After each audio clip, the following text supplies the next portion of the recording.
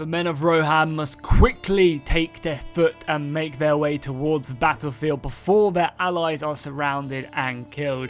Hey, how's it going, guys? My name is Jackie Fish and welcome back to another Total War Rise of Mordor online battle. Today we are back with another engagement and we are using the Rise of Mordor submod as well as the Rohan submod, which as you can see adds in some really cool units, filling out the Rohan roster whilst the faction itself is very much still in development. I really like the look of these guys. I think the modder did a really good job of actually creating these guys, giving them a nice Rise of Mordor feel, as well as other stuff there. They look very good and I can't wait to see them on the battlefield today. So yes, we kind of have a scenario where Rohan are delayed, they're slowed to the battle, maybe they got caught in an ambush or something, some wargs attacked them on the road, and they're going to be arriving to this battle a little bit later, and this is going to be a 4 vs 3, so it's going to be up to the defenders who are kind of outnumbered and outmatched to quickly win their engagement so that they can take on the oncoming Rohan force or make a sizable dent in the blue forces over on this left hand side.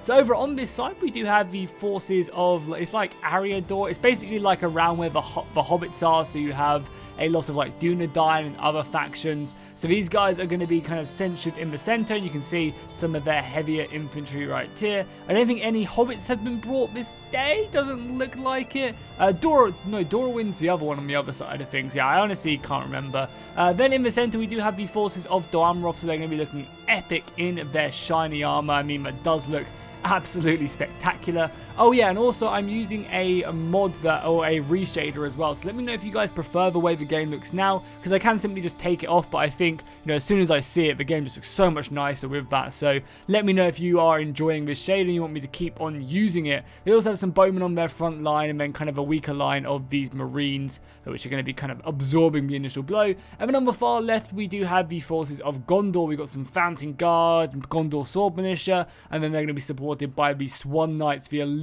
Swan Knights of Gondor and Doamroth. So it's a very cool setup over on the right hand side. Over on this side we do have the forces of Moria. So we're going to have some awful goblin raiders on the front line. These guys are the throwaway troops of the battle, here just to cause havoc and absorb some arrow fire. If they absorb a couple volleys of arrows, they would have done their job. Then we have the heavy goblin warriors back here for Moria. This is kind of more of the meat of the army. And then in the far reaches, well out of range of missiles, we have the Goblin Warmongers, I think is what they're called. Yeah, God, got that one right first time. So these guys are going to be situated here with a handful of like cavalry, just like some Dunland infantry and cavalry kind of on the far right hand side. But in the center we do have the forces of Isengard, the Uruk-hai.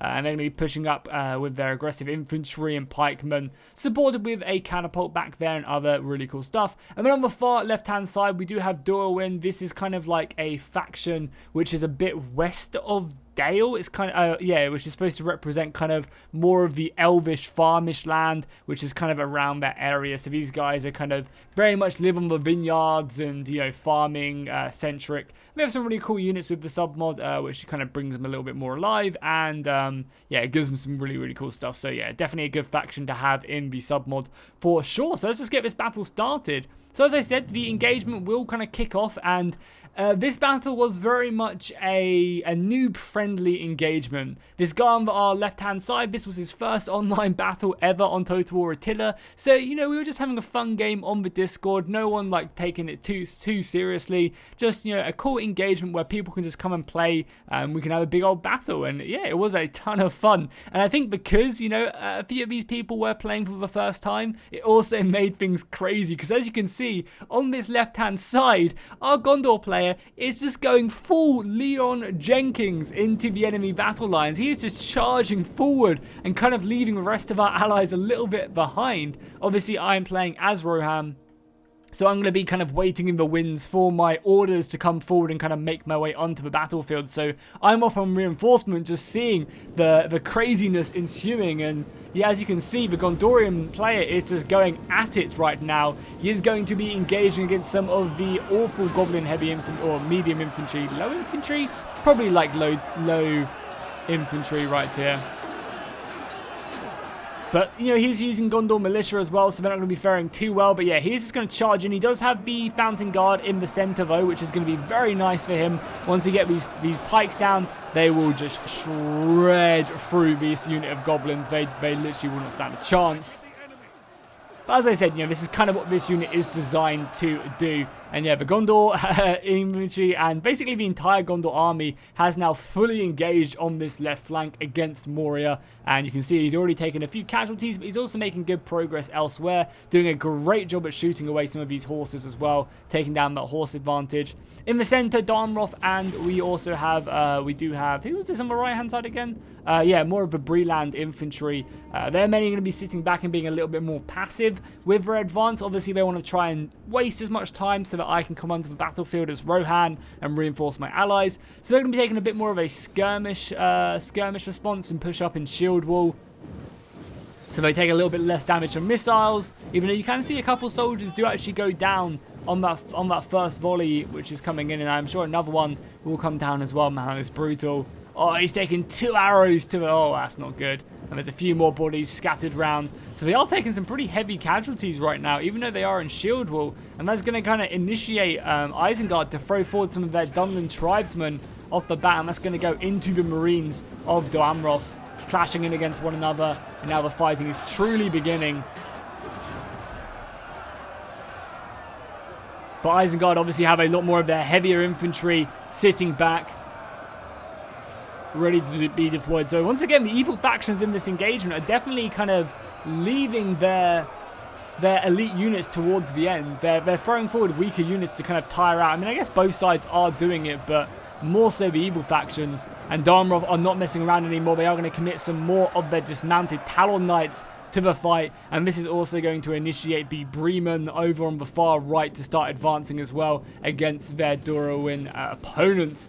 And Durawin, much like their Dalian neighbours, are going to be very good at missile kind of combat, so that's realistically what they want to try and do as best. So it makes sense that that the Breland infantry are going to be trying to close the distance as quickly as possible and actually engage into this unit of poor farmers, really. They are not going to stand a chance against these guys, I don't think, unless more reinforcements do arrive. And there you have it, the entire battle line has fully engaged. You've got some cavalry coming into the fight as well. I really like the look of these Darmroth Lancers. They look so good when they have the lance out. I'm a huge fan of it. And here you go, my infantry, I think we waited 5 minutes, is starting to make its way into the battle, but I'm only allowed to march for the beginning part of the kind of initiate, like a part of this reinforcement phase. So my cavalry's going to kind of go a little bit faster, but my infantry has to march into battle. So again, it gives the people who are on the defensive a little bit more time to, you know, inflict enough damage to give them a chance of winning this battle, because obviously we do have an extra army, so that does count for quite a lot. So my men of Rohan are going to be slowly making their way onto the battlefield. My cavalry is going to be double timing it though, because over on this left hand side, the battle has just disrupted into complete chaos and havoc. The goblin archers are picking away at the infantry lines, and as you can see, like, things are not looking great for us on this left hand side. We're winning in certain areas but losing in others, and the Moria player is doing a great job of enveloping the Fountain Guard and basically taking away fully their advantage in this battle, you know, which is their strength from the front. So if they can get around the back with heavy goblins, you know, even though they are Fountain Guard, they're going to die fairly quickly and end up breaking in this battle. So it's a little bit shaky over on the center side, lots of stuff going down. I have actually started to commit some more of my cavalry. You can see I get an amazing charge there with the Royal Lancers smashing in against a tribesman unit which was on the move. More of my cavalry is trying to break their way through the battle line, so this is going to be Rohan's real strength. They've managed to make their way through the battle line, and they're just going to smash into the Uruk-hai scout archers, bringing their numbers down very quickly. However, it does leave me kind of vulnerable right here.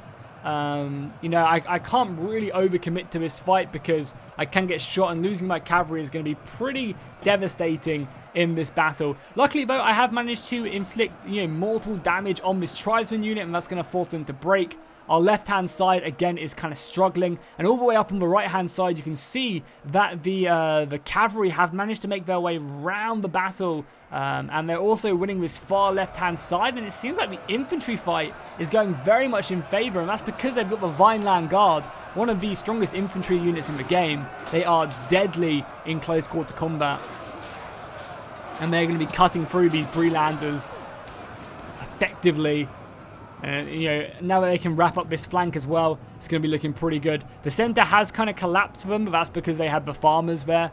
So right now, things aren't looking good for us. Even though we are kind of at a 4-3 advantage, our right flank is starting to break up with the cavalry running amok. The left-hand side is not looking good. Luckily, my missiles and my infantry are turning up, but my men are already pretty goddamn tired. So considering this army is outnumbered, the red guys are outnumbered, they're doing an extremely good job. Luckily, my archers have now made it into range though, so my Rohirrim can start to unleash their bows and take down some of their units. I wouldn't necessarily want to fight like the pikemen, and now the rest of my infantry can make their way over.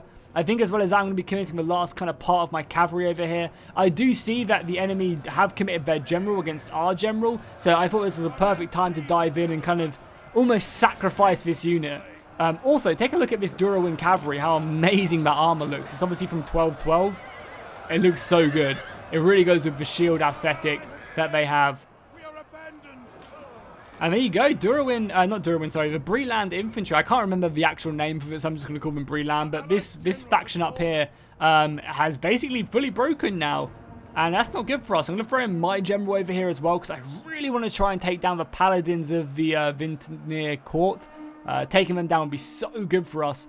And as well as that, the center is completely broken for us as well, which is, pretty catastrophic. I'm kind of arriving to this horrific mess, and with the help of the allies, it's up to us to kind of steady the ship once again. And you can see the men of Rohan fighting bravely for this land. And again, I really love the reshade. The reshade adds so much, I think, to these battles. And again, I'll show you guys with it off. That's with it off, and that's with it on. I mean, I think it looks a ton better. Especially, I think Attila is one of the worst things of Attila is the lighting. So this goes a pretty long way at resurrecting that. And look how awesome these Rohirrim axemen are. They look amazing. Cladded in head to toe in heavy armor. I'm going to be doing a very good job at helping out in this battle of kind of, reinforcing the line. I've committed the majority of my force down here because I think, if I can catch the goblins a bit off guard, I can reinforce this position and we can quite easily put the tides of battle in our favor because, this left flank was hanging on by a thread, and with the support of my infantry, we've kind of cut the enemy forces in half. They've kind of done the exact same up here. You can see they're committing everything they have. And I definitely think this is a smart move to do by them because they can kill both my general and the Breland general as well. So that's like half our generals going to get killed here. And all because we're just trying to kill their general. But these paladins are tanky. And it's kind of put us in a really tricky situation. Luckily, I think we killed him. Yeah, we killed him. But at this point, our cavalry is pretty heavily committed. If we try and retreat, we're going to get shot or caught by more cavalry. So at this point, we just needed our horses to hold this line for as long as possible. Because if they could keep the enemy forces at bay, maybe we could defeat the enemies down here and then reform and look to go elsewhere. But, for Rohan, me playing Rohan and us having an extra 4 units of cavalry, we kind of don't really have a lot left. Our opponents have done a really good job at nullifying our cavalry advantage.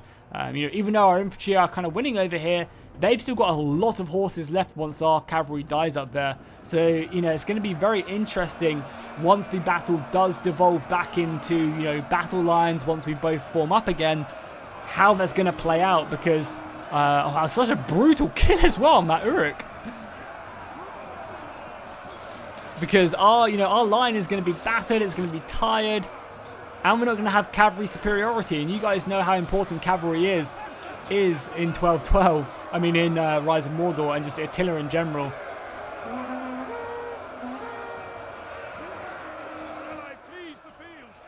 And there you go. I think they fully break right now. Yeah, they're going to be throwing down some of their archers. And again, these archers are really, really good. The yard patrols, they don't sound like they're amazing, but they do a lot of damage. And they're very skilled marksmen. So they're going to be forming up basically again, just clearing up my general, clearing up the rest of me. My general has now been slain in this mosh pit, which does again look really good. I think that's going to be it for my row here. And so, you know, my horses were such an important part. And I think they did play a big role because they managed to come into the battle at a crucial time and kind of sturdy the ship and buy us enough time to finish up what's over here. Because by the time these guys reform, we should have this under our control. Again, we've just managed to break the entirety of Moria on the far left. So even though advanced power is very much in favor of our opponents, oh no, it's dead even right now, but even with our extra army, it's still dead even. So our opponents have done a really good job at kind of, you know, bringing that one deck back to level. And now it's just, you know, a quick march back. We have to reform up and try and prepare ourselves. But look at the cavalry advantage. We've got 1, 2, 3, 4, 5 units of horses. Granted, they are fairly depleted. You know, a lot of them are half strength, exhausted, and so on and so on. But there's still 5 units of horses against our 1 unit of swan knights. So, you know, they are swan knights. They're still very good, but we need to be careful. As well as that, they have 1, 2, 3, 4, 5, 6 units of archers. Again, that's extremely scary, so they can shoot us. And my men right now, the morale on them is not looking good. A lot of my soldiers are insta-breaking from a couple volleys, or, you know, maybe another 2 volleys. Even some fire arrows, I think, will be enough to bring them down. So, yeah, things are looking good, and there you go. The first couple of volleys are going to come in and just decimate my archers of Helm's Deep, literally just throwing them off of this field. They are no longer around, I mean, and that just kind of gives me the, oh crap, we need to run away. Luckily, the archers are kind of close to running out of ammunition, but even still, that is scary stuff, you know. We've got to attack them. They've got cavalry, more archers. It's not looking good for us, honestly, and my men are exhausted as well. Look at that, which obviously is not helping morale. We don't have a general. Really, our only hope in this battle is, I don't really know, maybe just like a mass rout, because I think they've also lost their general, so that's going to be pretty beneficial for us. And they're kind of playing very defensive. You know, like the good thing is we've got a lot of heavy infantry. The unit of Swan Knights can probably take on all of this, but it's whether or not, you know, they're going to commit all their units to fighting one unit of Swan Knights. These poor axemen are going to get run down. You know, they don't really stand a chance whatsoever. The cavalry is going to come in and kill them. Now, I'm just triple speeding it whilst we form up and prepare for this. So they're actually going to decide to move a bit more further right, which is kind of good for us right now, because if they move up right, you know, we can kind of close the distance pretty effectively and envelop them. You know, we have, the one thing we have for us is that we have really heavy, like, infantry, whereas they're kind of wielding these lighter, heavier infantry, like light, heavy infantry, if that makes sense. You know, they're not exactly in plate. They're not, like, gonna really match up to our knights beside, like, this one unit of Vineland Guard. Vineland Guard will do decent, but everything else will kind of get, like, wept away after a couple minutes of fighting. So, you know, this is good for us. The fact that they are letting us close the distance without shooting us is pretty huge. However, that cavalry is super scary as they move over. And I think you'll see it in a second. They do decide to kind of split their cavalry. As we do only have that one unit, it definitely does make sense for them to split the cavalry up, put some on either side, and try and use it effectively. Because once again, yeah, look at that. Like, half my army is so close to routing. A fire arrow or two, and it is over.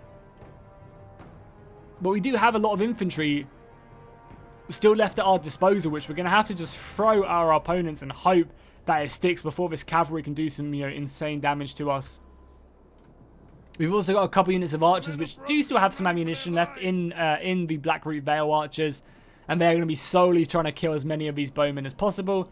Luckily, I managed to get a little bit off scot-free here when it comes to the archer fire. I mean, I did lose one unit of muster axes straight off the bat as we tried to close the distance here, but the rest of my army is kind of getting in unscathed besides a couple volleys, and I'm also extremely scared of this cavalry moving around looking to harass me. But at this point in the battle, our tactic was just to simply charge. We didn't really have anything left besides that one tactic. There was no great maneuvers to be had. It was just let's get stuck in, hope our morale holds, and hope that we can break their ranks. And we definitely have a very good job of, you know, we have a chance of that happening, but that is really our only tactic. So I've got my entire archer force now, I think, focusing down these watchmen, these pikes. If I can make a break or a hole in the enemy line, then I can exploit that, because we definitely do have the numbers in infantry at this point. And here we go. I'm going to commit these guys. I'm going to try something a little bit cheeky here as well, so I guess there's a little bit of strategy. I'm going to try and turn this unit of swords, the Uruk-hai infantry, around a little bit by trying to go around the flank, forcing him to turn, and then coming in the side with this other unit of dismounted Rohirrim Oathmen. You can also see I'm committing against the Vineland Guard. Axes and swords clattering against their elven armor, and as you can see, my strategy has kind of worked out pretty nicely. I'm lucky that I didn't break, but now I can engage this Uruk infantry, and as well as that, my archers are finally doing some serious damage against these watchmen as well. And the problem is, if a watchman do decide to turn around, they're going to have to fight, get hit in the back by my archers, but luckily my archers are going to break this, so that's given us a chance in this battle. There is a huge cavalry engagement going off now, and really, this battle relies on the Swan Knights winning this. They are outnumbered, but not necessarily massively. I think it looks a lot worse than it is, because this Swan Knight unit is completely full strength, where a lot of these other horses are, you know, down to half strength, maybe 20%. So that's going to allow these horses to do a great job. We're also committing some more spears as well, trying to help out. These archer militia are just going in to plug the gap, try and keep them in place. Oh, that was a deadly strike right there. We're basically just trying to pin down this cavalry so our infantry can do work, and as you can see, the infantry is doing a pretty good job. We definitely have the advantage when it comes to it, and we're really trying to push it as far as we can. We've got this one unit of Talon Knights fighting 2 infantry, and at this point in the battle, that is pretty costly. But there you go, look at that, the Swan Knights are just murdering this cavalry. I mean, mainly because the cavalry tried to pull out in this battle, but I kind of agree with their decision. They kind of had to pull out of that engagement, because if they stayed in there, our infantry would eventually win the day, and they wanted to do stuff like this. I mean, I think originally maybe the cavalry shouldn't have been committed in its entirety and try to use the numbers, but, you know, the Swan Knights are just insane, so you can't blame them for committing their cavalry thinking that like 4 units of horses would be enough.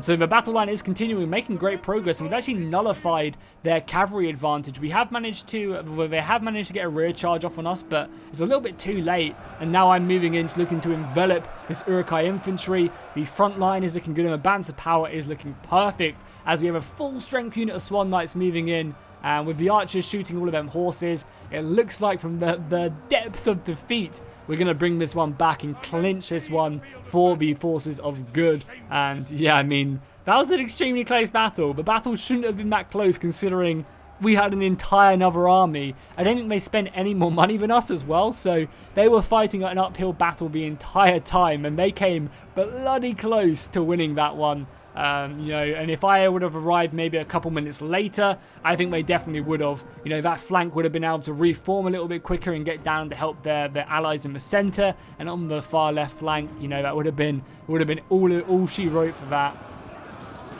But luckily, I did manage to arrive precisely when I meant to, and that's going to be the battle right there. So hopefully you guys enjoyed this engagement. We'll go ahead and take a quick look at the kills, seeing if anyone racked up a ridiculous amount. And when I say ridiculous, I mean like 500 plus.